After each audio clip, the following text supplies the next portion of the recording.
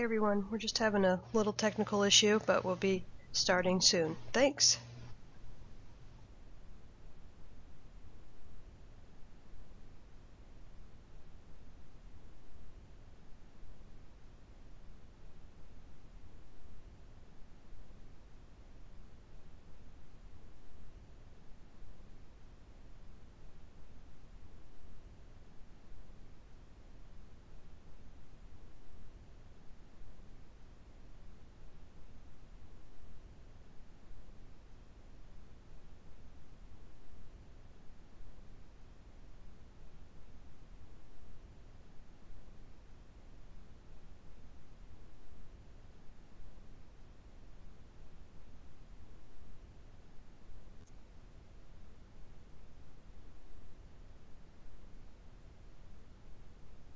Bonjour tout le monde, vous m'entendez? Yes, that's it. Parfait. Super, donc merci Carrie pour tout. Donc on commence la présentation sans plus tarder. Donc comme Karine vous l'a dit, aujourd'hui je vais essayer de vous présenter un sujet sur Windows Azure et sa sécurité. Ou, excusez-moi, comme je vous ai dit, je vais vous présenter un petit sujet sur Windows Azure et sa sécurité, ou pourquoi le développement sous Windows Azure est vraiment sécurisé. Que présente vraiment cette infrastructure et quelles sont ses spécificités, ses qualités, ses points de plus et autres. Donc, on va suivre un petit plan, puis le plan suivant. D'abord, on va commencer par quelques statistiques. On va, pour ceux qui ne savent pas ce qu'est le cloud, je pense qu'on a des débutants parmi nous. Donc, la définition de ce que c'est le cloud, la plateforme de Windows Azure, de quoi elle se compose, pourquoi Windows Azure pour la sécurité. Donc, on va voir les différents aspects sécuritaires de Windows Azure, ce qu'il contient, les informations qui le rendent vraiment très performant, mais aussi ses composants internes. On va avoir un bref aperçu sur les failles présentes sur le cloud, pour bien cerner la chose, les défenses que présente face à ces failles, que présente Windows Azure face à ces failles, et on va voir ce dont les applications sous Windows Azure héritent comme sécurité. On va faire une petite conclusion. Donc, on commence par quelques statistiques. Donc, on a les principaux avantages du cloud computing. On retrouve le premier avantage, qui est la disponibilité des ressources face à la demande, la flexibilité, un accès facile, très rapide. Euh, Au niveau économie, donc on économise de l'argent puisqu'on paye plus qu'on consomme. Optimise notre infrastructure, donc cela devient, on se débarrasse de plusieurs problèmes de maintenance et autres. Les performances, la rapidité de mise en œuvre et d'implémentation, et enfin l'aspect sécuritaire. C'est dommage pour la sécurité, les 11%, puisque dans, la, dans ces statistiques-là, on retrouve les challenges de la sécurité informatique. On retrouve la sécurité, les challenges sur le cloud. On retrouve la sécurité qui est le point crucial, avec 74%. Vient après les performances et tout ce qui s'ensuit. Donc le cloud, c'est quoi? Le cloud, euh, Hi Kanda, sorry, it's Carrie. vous voyez pas la présentation? Attends.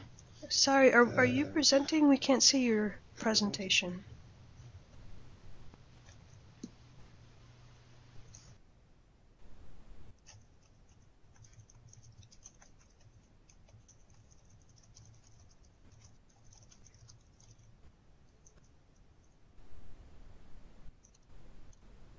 Excusez-nous.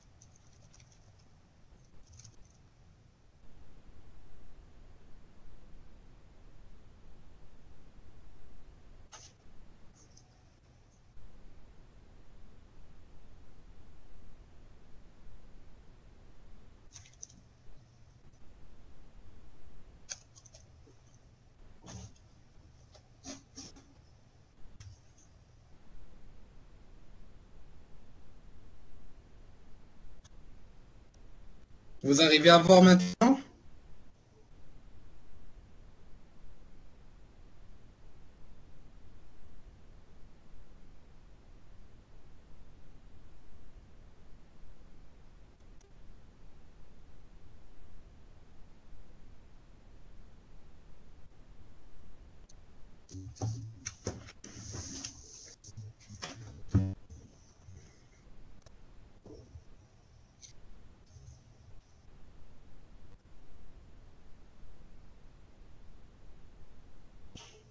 Tout le monde arrive à voir?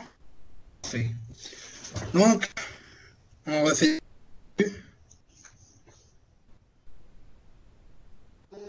Super.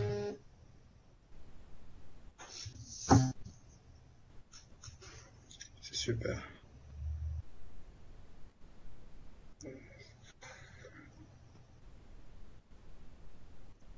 Super. Donc, on recommence. Donc, comme je vous l'ai dit, aujourd'hui, je vais vous présenter un sujet qui est très intéressant sur Windows Azure Sécurité ou le développement sécurisé sous Windows Azure. Donc, pourquoi le développement sous Azure est quelque chose de très sécurisé et que pour chacun de nous qui se soucie de la sécurité doit s'orienter vers cette plateforme. Donc, pour ça, on suivra un plan. On commencera par quelques statistiques. Pour ceux qui ont une petite idée ambiguë de tout ce qui est cloud computing, donc une petite définition en bref. On présentera la plateforme de Windows Azure. Pourquoi Windows Azure? Pour la sécurité informatique. Donc on présentera des informations sur l'infrastructure Windows Azure et ce qu'elle représente comme aspect sécuritaire. On aura une brève présentation des failles présentes sur le cloud. Les défenses que Windows Azure ce genre de failles, mais aussi dans les applications qui sont développées sous Windows Azure héritent comme aspect sécuritaire. Et enfin, une petite conclusion. On commence tout de suite par les statistiques. Donc, on commence par les principaux avantages. Donc, on retrouve dans la tête de ce sondage qui est la disponibilité des ressources à la demande, suivi de la flexibilité, la facilité d'accès. Au niveau économique, on voit que un des avantages principaux du cloud, c'est qu'on paie ce qu'on consomme. Donc c'est une économie considérable pour une entreprise. Donc on a une petite optimisation de l'infrastructure, on se débarrasse de tout ce qui est maintenance et mise à jour. Donc le provider s'occupe de tout. Au niveau performance, rapidité et malheureusement, un des avantages les plus moins, c'est l'aspect sécuritaire. Donc, surtout qu'on retrouve dans ce sondage que la sécurité est un des challenges les plus enlevés au niveau du cloud computing. Donc, il faut pas, c'est un point à ne pas négliger, c'est un point à développer et que les fournisseurs n'arrêtent pas de développer de jour en jour. Donc, on retrouve après les performances et tout ce qui s'ensuit. Le cloud, c'est quoi? Donc, imaginez que vous pouvez réduire vos coûts, avoir une certaine flexibilité, une agilité et une mobilité de vos services où vous pourrez accéder aux données partout. Une certaine automatisation au niveau des mises à jour, au niveau des traitements. Une implémentation rapide dans votre entreprise, donc vous n'avez pas besoin d'installer des serveurs, vous n'avez pas besoin de faire des formations, donc c'est vraiment très facile, pas besoin de technicien ni de rien, c'est une implémentation sur mesure. Donc, et aussi, ça aide beaucoup à développer la productivité de vos employés. Donc, avec une infrastructure où vous payez ce que vous consommez, où vous avez un certain service, un certain contrôle selon l'infrastructure cloud que vous choisissez, une certaine élasticité, mais aussi une certaine efficience et un grand gain de temps, mais aussi c'est efficace. C'est une gestion de l'information qui est très facile, vu que l'information est c'est le nerf de la guerre même. Donc, une fois que vous avez l'information, l'important c'est la traiter et en faire sortir d'autres informations pour prendre des décisions rapidement. Donc, le cloud computing en bref. Donc, c'est déporter ces services sur des serveurs distants accessibles via Internet. Les caractéristiques fondamentales du cloud. Donc, on a le libre service sur demande, l'accès large au réseau, la mise en commun des ressources, l'élasticité rapide et un service mesuré. Dernier point étant un des points les plus cruciaux dans le choix d'une entreprise pour infrastructure cloud. Donc, juste par information, on retrouve les services de cloud de Microsoft qui sont là depuis longtemps. Donc, on a Bing, Hotmail, Windows Live, les services Office, SkyDrive, Windows Messenger anciennement. Donc, on a une panoplie de services cloud que la plupart vraiment ne considéraient pas comme du cloud, mais c'en est. Donc, juste pour avoir une petite idée, pour un peu toucher l'idée et s'en approcher. Donc, les types de services cloud. Donc là, on commence à rentrer petit à petit. Donc, on retrouve les caractéristiques essentielles du cloud, comme on l'a dit. Donc, tout ce qui est élasticité, service mesuré, tout ce qui est self-service, mais aussi ressources pooling, qui est la mise en commun des ressources. C'est le plus important, c'est le point le plus crucial. Donc, on retrouve aussi le Broad Network Access, qui est l'accès au réseau large. Donc, sous cette caractéristique, on retrouve les modèles. Comme par exemple, on a trois principaux modèles, qui est le Software as Service, Platform as Service et Infrastructure as Service. Donc, le SaaS, par exemple, le SAS, on a Microsoft Dynamics, c'est un CRM fait par Microsoft. On a aussi SharePoint.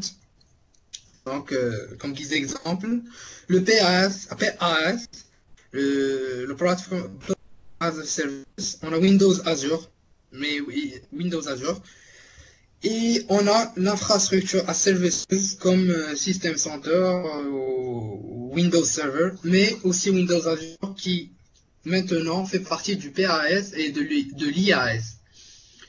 Donc, le déploiement des modèles peut se faire sur trois grands points. Un point public qui est plutôt point, mais un modèle si on veut. Donc côté public, on retrouve une infrastructure virtuelle avec des machines virtuelles et physiques, avec des applications déjà existantes. Donc c'est une implémentation très rapide. Vous venez et vous utilisez votre application qui est déjà là. Côté communautaire, on retrouve un certain focus, une concentration sur les applications, une capacité élastique, une montée en charge maximale et aussi des données massives, donc plus orienté pour le calcul, pour les sondages, pour traiter une certaine information. Donc on a beaucoup d'informations, beaucoup de traitements à faire. On a tout ce qui est cloud privé, d'où une spécificité sur la facilité de déploiement sur grande économie, telle que Office 365 par exemple.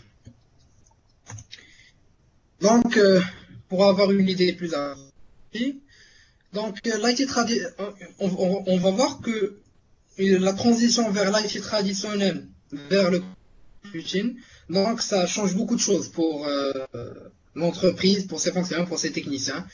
Donc, ça facilite vraiment beaucoup de choses. Donc, on va voir tout ça. Donc, avec l'IT traditionnel, donc l'utilisateur ou bien l'entreprise gère tout. De l'application au réseau, maintenance et tout ce qui va avec. Donc, on retrouve dans l'infrastructure as services. Donc, vous gérez les applications, les données, le runtime. Pour ceux qui ne savent pas ce que c'est, le runtime permet des programmes dans un langage défini. Les middleware qui se chargent de créer un réseau d'échange entre les applications. Et vous gérez une partie de l'OS. Au niveau du PAS, donc vous gérez l'application et les données, pas plus. Mais au niveau du SAS, donc vous gérez tout, exactement tout. Donc, excusez-moi, vous gérez rien. Donc, vous utilisez et c'est tout. Donc, c'est plus, donc on voit que ça facilite les choses. Donc, plus vous aurez de problèmes, plus il y a de la maintenance, plus vous aurez du travail à faire. Mais surtout orienté sécurité avec tout ce qui est patch, tout ce qui est mise à jour, tout ce qui est comblement. Donc, c'est vraiment un point de plus pour le cloud, côté sécurité, je trouve. On retrouve la plateforme Windows Azure. Donc, Windows Azure, on peut le découper en trois morceaux. Donc, Windows Azure, Microsoft Azure et Windows Azure App Fabric. Donc, côté Windows Azure, on retrouve le calcul, le stockage, le management, mais aussi les CDN. Les CDN, c'est un ensemble, si on veut dire à peu près un protocole, c'est une architecture c'est un ensemble d'ordi qui est relié dans un réseau à travers Internet, un ensemble, une interconnexion de machines, si on veut. Donc Microsoft Azure, on retrouve le management relationnel, et Windows Azure App Fabric, on retrouve les connectivités et le contrôle d'accès. Donc, on peut utiliser donc les langages de programmation connus, à partir donc Java, Python, tout ce qu'on développe sous Visual Studio, C#, Java, PHP, à peu près tous les langages existants. Donc là, je vous demanderai de vous informer parce que on va rentrer dans le vif du sujet. Donc, pourquoi Windows Azure pour la sécurité? Donc, tout d'abord, il faut savoir qu'il y a un élément clé, qui est le fabricant contrôleur. Donc, c'est un élément très important qu'il faut connaître avant de commencer toute chose. Donc, le fabricant contrôleur, avec chaque serveur, système d'exploitation Windows Azure, donc il surveille chaque application, son déroulement, les processus qui s'exécutent, il décide où les nouvelles applications doivent s'exécuter, il optimise l'utilisation et utilise enfin l'optimisation de l'utilisation du hardware. Donc, dans une plateforme Windows Azure, je trouve vraiment que le fabricant contrôleur, c'est l'élément clé. On verra par la suite qu'il a plusieurs autres rôles qui le rendent, si on veut, une clé passe-partout pour le cloud. Donc là, on passe à la sécurité de la gestion des services. Donc les clients créent une souscription sur Azure en utilisant avec créandité la ID.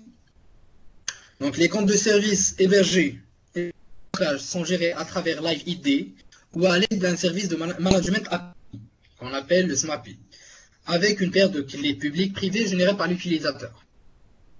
Il marque vraiment un grand point côté sécurité, avec tout ce qui est clés publiques et privées. Donc, on retrouve le fabricant contrôleur. Donc, dans cette étape, les fabricants contrôleurs mettent à jour et gèrent les nœuds de calcul et de stockage, mais aussi tournent sur un hardware séparé que celui qui exécute les services de calcul et de stockage. Donc les communications entre fabricants contrôleurs et les nœuds gérés sont authentifiées et chiffrées en utilisant le protocole SSL. Donc, on part un peu plus profond que ça. Donc au niveau des services de calcul de Windows Azure, on retrouve deux types de rôles très importants qui sont le web role et le worker role. Donc on remarque ce que je vous ai dit tout à l'heure au niveau du stockage. Donc on a le fabricant contrôleur et le passage. Donc on retrouve le web role et le worker role. Donc le web role il interagit avec l'utilisateur final ou des services web et il communique avec les worker roles directement ou via des files d'attente ou si on veut customiser notre plateforme. Donc le worker role lance leur propre requête vers des données ou des tâches depuis les files d'attente. Donc c'est semblable à un job batch ou à un service Windows qu'on retrouve dans les systèmes d'exploitation classiques Windows. La sécurité des services de calcul. Donc les codes clients tournent au sein de machines virtuelles dédiées, bien sûr. Donc les machines virtuelles sont isolées grâce à un hyperviseur basé sur Hyper-V.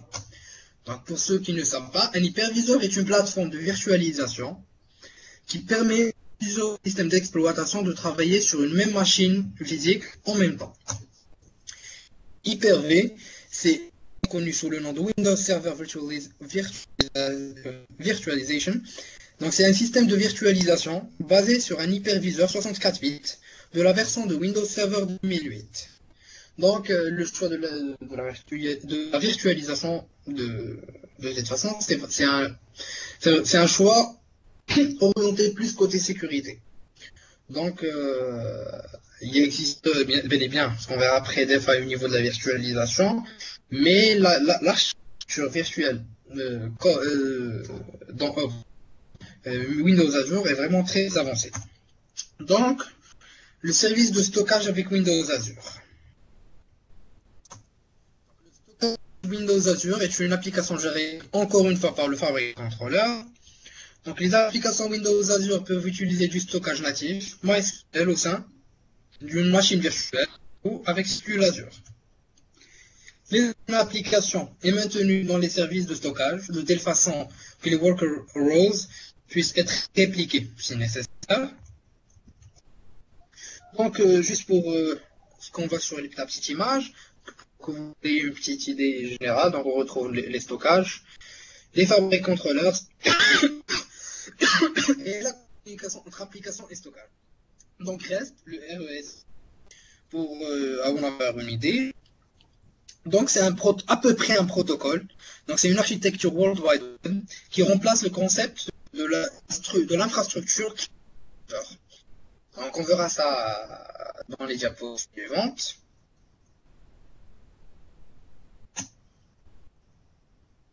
Donc les services de stockage Windows Azure, les queues, blobs, tables. Donc un des aspects les plus importants du stockage dans le cloud avec Windows Azure et qu'il faut dans un aspect sécuritaire, dans un aspect de disponibilité, de continuité et d'accessibilité. Donc on retrouve les blobs, les tables et les queues. Au sein du stockage, on voit qu'il y a trois grandes entités. On commence par les blobs qui fournissent une interface simple pour stocker les fichiers nommés. Les tables qui fournissent un stockage structuré. Une table est un ensemble d'entités qui contiennent un ensemble de propriétés. Mais aussi les queues qui fournissent du stockage fiable pour la délivrance de messages pour une application donnée.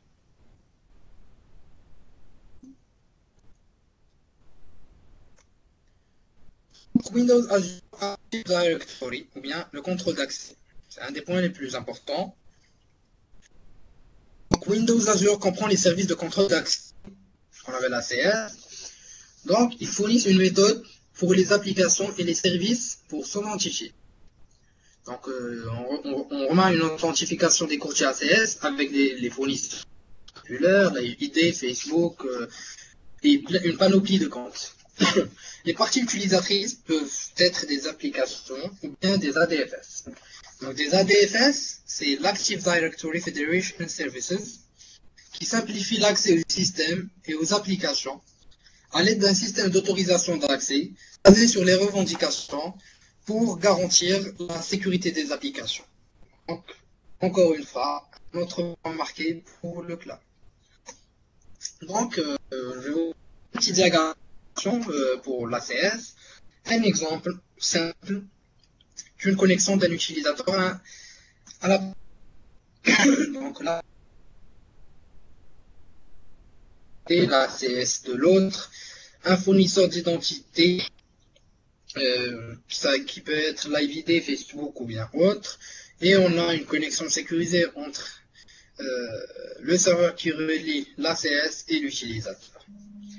Donc, l'utilisateur commence, donc j'allais oublier, on a l'ACS, l'administrateur de l'ACS bien sûr, qui se connecte sur le portail de management. Donc l'utilisateur envoie une requête au serveur, le serveur lui demande une authentification, l'utilisateur réenvoie une autre requête. Il essaie une authentification avec le fournisseur de l'identité. Le fournisseur de l'identité lui donne un token, donc un jeton de connexion. L'utilisateur utilise ce token pour se connecter avec le service de contrôle d'accès, en suivant bien sûr une suite de processus et de règles. Il reçoit un token ACS, un token de l'ACS, l'Access Control Service, pour enfin utiliser ce qu'il veut simplement. Donc on remarque que c'est facile à utiliser, c'est pas très compliqué, c'est accessible. Donc aussi au niveau d'infrastructure, vraiment très facile. Mais non pas que pour l'administration, la connexion, mais aussi pour l'administrateur ACS. Donc c'est vraiment très customisable. Donc on peut changer les règles, on peut ajouter des règles de management de service et autres. Donc c'était le diagramme de connexion. Donc la sécurité. Donc, sécurité et modèle d'authentification. Donc, le traitement au niveau du SQL Azure, le traitement des données se fait côté serveur. Donc, l'authentification SQL seulement, pas d'authentification Windows. Donc, c'est vraiment. Donc, ils essaient vraiment d'orienter, de favoriser la sécurité plus. Donc, on essaie de partir et d'arriver vers un modèle complet de sécurité. Donc, on en a une sur les utilisateurs et les rôles de la base de données. Donc, on ajoute des rôles Login Manager et DB Manager dans MasterDB pour simuler les rôles serveurs respectifs, mais on a aussi des parfaits SQL Azure. Au niveau du modèle d'authentification, on a une architecture hiérarchique. Donc, au haut de la colonne, au haut de la pyramide, on retrouve l'authentification au niveau du serveur, grâce au Logon SQL Server. L'utilisateur des bases de données ensuite, l'accès qui a l'accès à la base de données, et ensuite les database roles utilisés pour grouper les utilisateurs et leur donner accès au niveau et de leur donner l'accès au niveau de la base de données. Donc les failles sur le cloud. Là, on entre dans le vif du sujet, ma partie préférée. Donc, on commence par les attaques. Donc, je vous choisis cette image pour que vous ayez une idée, vous touchiez l'idée en elle-même des attaques sous Windows Azure. Donc, on a une infrastructure qui est en 3 blocs. On a le client qui est de ce côté, un firewall, on a Windows Azure et enfin le stockage de Windows Azure. La connexion se fait, comme on l'a dit tout à l'heure, via un protocole SSL sécurisé. On a un firewall dans les deux côtés du stockage et de l'entrée de données vers Windows Azure. Donc, n'empêche que Windows Azure opte pour une sécurité maximale, on retrouve toujours des failles.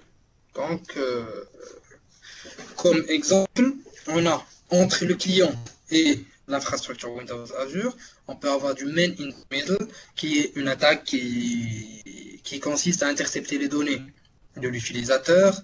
On a une perte de confidentialité, des sessions hijacking, au cas où on n'utilise pas d'HTTPS par exemple. Ça, c'est pour la connexion client-infrastructure.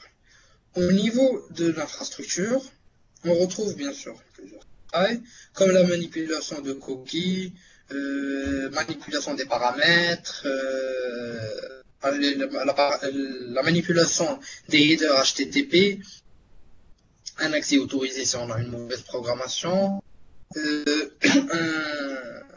un cracking de cryptage, donc si vous utilisez un algorithme qui n'a pas. Au niveau des rôles qui est de l'authentification, on peut aussi avoir des escalations de privilèges, par exemple, comme on retrouve dans les machines virtuelles. Donc on peut gagner un accès supérieur, juste en étant par exemple un utilisateur normal. Ça, c'est côté Windows Azure. Donc, vous êtes maître de votre infrastructure, pour les applications bien sûr, mais les applications que vous codez dessus peuvent être aussi vulnérables et rendre aussi vulnérable toute votre infrastructure. Donc, de l'autre côté, on a aussi l'exposition de données confidentielles, le man in the middle, la manipulation de requêtes et autres. Donc ça, concernant les attaques. Au niveau des failles ou bien des vulnérabilités. Donc, au niveau du... On peut voir, supposer qu'il utilise un passage de données en clair, par exemple, comme je vous l'ai dit, une non-utilisation de l'HTTPS.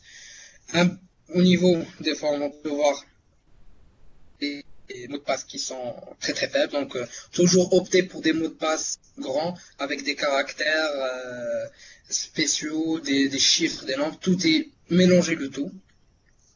Si vous utilisez une cryptographie customisée, vous avez vos propres algos. Donc, si c'est mal sécurisé, eh bien c'est la plupart du temps. Même les plus grands sont mal sécurisés. Donc, c'est vraiment pas quelque chose de fameux. Donc, si vous utilisez des clés de cryptage pour le long terme, si vous avez une non-authentification du reste, donc le reste, comme on l'a dit tout à l'heure, c'est un protocole ou bien une architecture World Wide Web qui remplace le concept du client-serveur. Donc, au niveau des vulnérabilités, vous avez une petite idée. Donc, malgré, vous pouvez avoir l'infrastructure, les machines les plus puissantes, les plus sécurisées au niveau hardware, mais aussi au niveau protocole de sécurité, la sécurité vient d'abord de vous, donc de chaque personne. Donc, quand vous choisissez un service, c'est vrai, prenez garde à choisir un service qui présente des défenses contre ce genre de type d'attaque et qui essaie de combler les vides que les autres ont. Donc Windows Azure, vraiment il propose des défenses des défenses vraiment très performantes contre ces vulnérabilités. Ce qu'on va voir. Donc côté faille orientée machine virtuelle, parce que bien sûr vos cas ils tournent sous des machines virtuelles. Donc côté machine virtuelle, on a une élévation de privilèges depuis la machine virtuelle vers la machine racine. Bon, on peut aussi casser la frontière entre les machines virtuelles, mais aussi on a un type d'attaque qui s'appelle le hyperjacking. Donc, cette attaque consiste à installer un hyperviseur autorisé qui prendra le contrôle du serveur en entier. Défense de Windows Azure.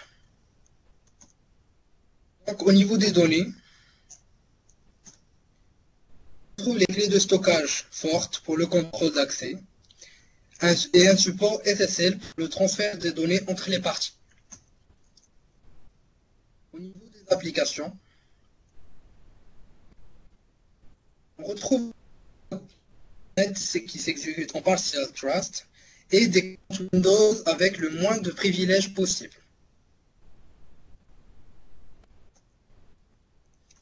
Au niveau de l'hôte, on a une version réduite de Windows Server 2008 et la frontière des hôtes est rendue par un hyperviseur externe, ce qui nous supprime partiellement quelques failles, deux des failles les plus dangereuses qu'on a vu tout à l'heure au niveau des machines virtuelles. Au niveau du réseau,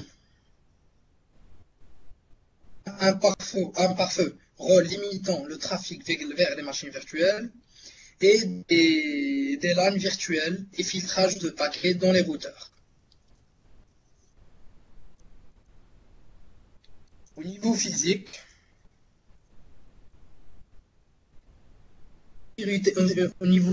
donc on veut dire par là au niveau des data centers, puisque vos informations et votre infrastructure est quelque part dans un data center.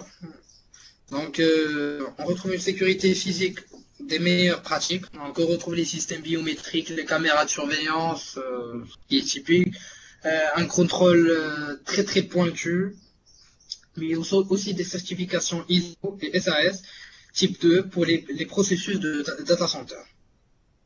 Donc on a une petite vue des défenses que Windows Azure présente. Donc, les applications Azure héritent. Donc, contre l'usurpation, on a les VLANs, on a les top of rack switches. Donc, les top of rack switches consistent à mettre un switch d'accès dans chaque baie pour offrir la connectivité nécessaire à tous les serveurs qui y sont rackés. Donc, si vous ne m'avez pas entendu, donc je répète, juste pour le top of rack switches, donc c'est vraiment un point très important. Donc, c'est que ça consiste à mettre un switch d'accès dans chaque baie pour offrir la connectivité nécessaire à tous les serveurs qui y sont rackés. On retrouve aussi le filtrage de paquets customisés. Donc, contre la falsification et la divulgation, on retrouve le renforcement des machines virtuelles switch. Donc, les M-switch, c'est des commuteurs virtuels. Donc, le service des certificats, les signatures pour les accès partagés, l'HTTP et la protection de canaux latéraux. La réfugiation, on a la surveillance et les services de diagnostic. Et au niveau du déni de service, on retrouve une juste pour s'arrêter sur ce point, les sociétés ont perdu des milliards de dollars des 10 dernières années à cause de cette attaque. Rien que pour les actions de revendication, par exemple, si on prend d'Anonymous ou autre. Donc, on voit vraiment les dégâts que ça peut faire. Donc, ça peut mobiliser tout un pays. On a l'exemple de la Russie avec l'Estonie. Si je me rappelle bien, il y a 4 à 5 ans. Pour le déni de service, on a une infrastructure élevée. Structure élevée permet de renvoyer le trafic sur plusieurs serveurs en parallèle. Donc on a une répartition de la charge sur les serveurs. On a une limitation de bande passante réseau, une protection des DDoS sur les nœuds de stockage et une évolutivité configurable. Donc, au niveau de l'élévation de privilèges, on a le runtime en partial trust. Donc, je vous rappelle que le runtime permet l'exécution de programmes dans un langage donné. On a des bacs à sable hyperviseurs customisés. Donc, bac à sable, ça veut dire qu'on exécute ce programme d'abord dans un environnement virtuel pour tester d'abord si le programme à exécuter l'application de code ne présente pas un certain risque pour la machine. D'abord, on a les comptes de services virtuels. Donc, en conclusion, je dirais que Windows Azure représente un exemple parfait pour la sécurité au niveau du cloud computing. Donc, il présente des défenses contre la plupart des attaques, les attaques les plus répandues, les plus dangereuses, mais aussi au niveau de ce que les applications héritent. Donc, cela le classe dans le top des services cloud, je dirais, au niveau de tous les fournisseurs qui fournissent des services cloud maintenant. Donc, mais il ne faut pas oublier que c'est pas que l'infrastructure qui compte. L'infrastructure, ok, elle est sécurisée, elle est complète, elle présente des défenses contre particulièrement à peu près, pas toutes, mais la plupart des failles existantes. Mais votre rôle est le plus important, c'est qu'il faut sécuriser votre application, que ce soit web ou autre. Suivez des cours de best practice sur la programmation. Et si cela vous intéresse, je peux bien vous présenter des sessions sur le développement sécurisé au sein du cloud, plus orienté code et développement. Donc, j'espère que maintenant, vous êtes prêts à développer vos applications sur Azure.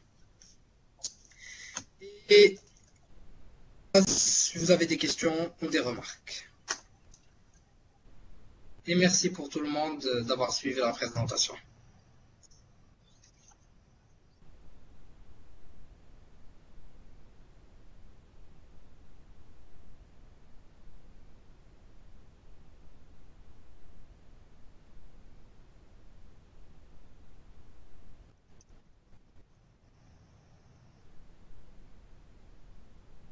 C'est à vous d'avoir assisté à